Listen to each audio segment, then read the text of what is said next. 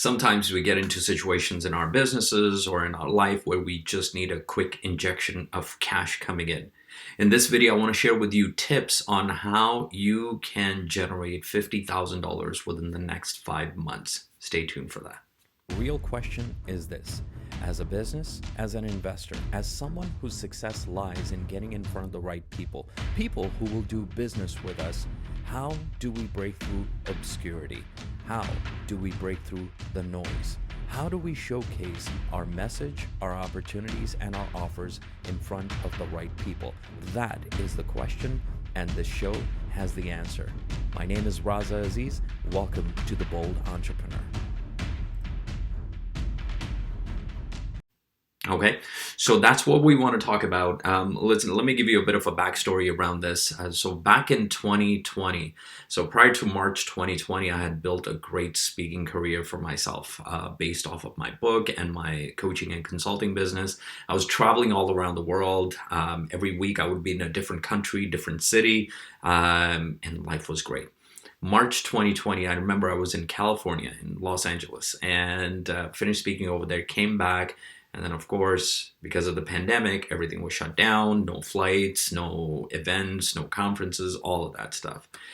And I thought to myself, I'm like, okay, you know what? It's going to be another month or two maybe, and we'll be back up and running. Well, that kind of extended into 3 months, 4 months, and so on and so forth. And because my speaking career was the biggest source of income in my household, I really had to see, it's like, okay, so how do I get up and running relatively quickly? So these are the tips that I used in that time frame to generate $50,000 within, for me, it was within 4 months, but 4 to 5 months. Okay, so that's what we're going to talk about. So let's dive right into it. And if you have a notepad and pencil, that is great, or pen, whatever, and so that you are making notes on this. Okay, so let's get started. So number one is going to be, you need some sort of an offer. Now let's talk about the price of the offer.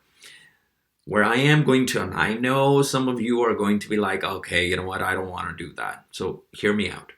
So I'm talking about a high ticket offer. Now, what does a high ticket offer mean to you, right? Sometimes people say it's like $500 or $1,000. Oh, not really. When I'm talking about a high ticket offer, I'm talking about like a $5,000 to $10,000 kind of thing, right? Look at it. I mean, look at it this way. Let's just say do the math, right? So we do the math on, let's say you think it's $500. If you want to generate $50,000 within the next 5 months, then divided by $500, you're looking at 100 people buying your offer at $500 over the next 5 months, right? So the chances of that happening, and now of course it's doable, but chances of going from zero to that, unless you have a big network, unless you have a great opportunity within your network, you've already built your brand and reputation, that's different. Okay, so even then, it is a bit of a challenging feat to be able to do that. So let's look at the high ticket offer. So with me, back in 2020, I started with a 10K offer at that time. Okay, now 10K offer, and within 5 months, I really needed 5 people to say yes to that 10K offer. Right? Now your offer needs to, so that's the first thing. Okay. Now let's just say if you're thinking your high ticket, your perception of high ticket is 1,000 and my perception of a high ticket is 10 grand. Can we meet in the middle for the sake of this video? So let's just say 5 grand. Okay. So 5 grand offer, an offer that helps people solve a specific problem where they think, people that will buy this offer, they think that $5,000 in their bank account is not worth as much as giving it to you to help them solve the problem. Okay, so that's what we're doing. So that it takes me into number 2. So number 1 is you need to have a high ticket offer. Number 2 is you want to make sure that you know who is going to benefit from this offer. Who is going to benefit? Who is the ideal profile? Who are the people for whom this particular offer solves a problem? And what is that specific problem? You see, if you're going to do this thing in a short period of time, you want to make sure that you can really articulate that problem. And that's the homework that you would have to do, right? So you want to make sure that now that you have this high ticket offer, and by the way, one of the things that I didn't mention about the high ticket offer is that it can be your own offer. I mean, you have experience and expertise or something that you can bring to the market and help people solve a problem. Maybe you have helped people, maybe get ready for their wedding and help them lose weight or get them fit or help them with their business in some aspect.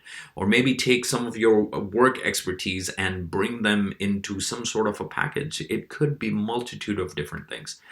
That could be one way of doing it. The other way of doing it is go into an affiliate offer, right? Somebody else who offers a particular product or service, you create an affiliate relationship with them. That's what I did, right? That was my fastest way into that arena, that there was already a proven offer out there, and I just chose to partner with it to generate the cash flow.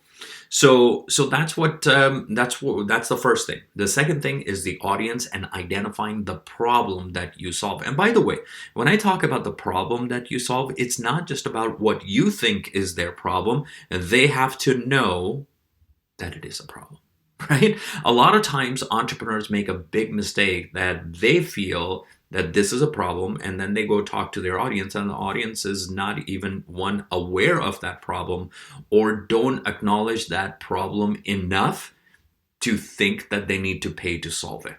Okay? Or is there a problem out there? Yes. Once you identify that, the problem is there. Now, not every problem out there that your ideal customer has a monetized relationship with it, right? So what do I mean by that? That means that sometimes people have a problem, but they're not willing to pay for it. And that's not a big enough problem. That's how you measure whether or not the problem is big enough for your ideal audience. Okay, so that's number two. Number three is what you want to do now that you have your high ticket offer, now that you have your ideal client and you've identified a specific problem that you can help them solve. By the way, that's an entrepreneur's job, huh? Entrepreneur is a problem solver. They identify a problem for a group of people and they bring solution to that particular market. Number three is about sitting down and making a list of people that you may know in your network who are that ideal avatar or ideal client and who may have that problem, right? So you want to make a list of those people. Now, by the way, when you're making a list of these people, these are the people you may have done business with. This could be your doctor, your realtor, your mortgage broker, your handyman, your landscape person. Like, I don't know, right? Like, I'm just saying that it could be people that you have done business with. You have paid them, right? So you make a list of those people who are your ideal clients and who may have that problem that you can help them solve. So that's one list. The other list that you're also making is people who may not be your ideal clients, but they have access to people who are your ideal customers and who may have that problem. Okay, so you're making that list. So far, what we did is we did three things. Number one, we got a high ticket offer. Either we built our own offer or we partner with an affiliate relationship. Number two, we went and identified and sat down and looked at who our ideal customer is and what is the specific problem that we solve with our offer. Okay. Number three, we made a list of two groups of people. People who are ideal customers for within our network, people who we may know and people who may have that specific problem, people who we may have done business with, and then another list of people who have access to our ideal customers. Okay, and number four is really, I made my notes over here, is in addition to that. So now what you're going to do, and I'm going to talk about how do you start connecting with with all of these people. So what I did is I used, of course, text messages, I used calls, I used Facebook Messenger, right? And my text message was quite simple. Right, it would be like, "Hey, John," and again, these are people that I know, so I don't need to kind of introduce myself. Like, "Hey, John, because of the pandemic, my career had come to a stall, and now I am bringing this offer, and I'm helping people with this particular problem. Okay, would you know anybody who may be interested in this?" Right, right. Who would you know, or would you know anybody who would be interested in it? If you know anybody, or if you yourself, right, like want to check this out, I would love to have a conversation with you, right? So you're just basically sending out an information, or a little text message saying that, hey, here's what's going on, right? You're letting people know. And by the way, a lot of the messages were like that for me. It's like, hey, I've just, my career has ended. This is something new that I'm doing. I'm going into the market and I'll be able to help, blah, blah, blah, blah, blah. Who do you know that may be able to benefit from this, right? Or would you yourself would be interested in something like this, right? Like, and you just kind of fire those off. And these are the relationships that you already know. You don't need to be weird about it or anything like that. Be straight with people that you know, right? Make sense so far? Okay. And the other list that we talked about, people who can give you access to people who are your ideal clients.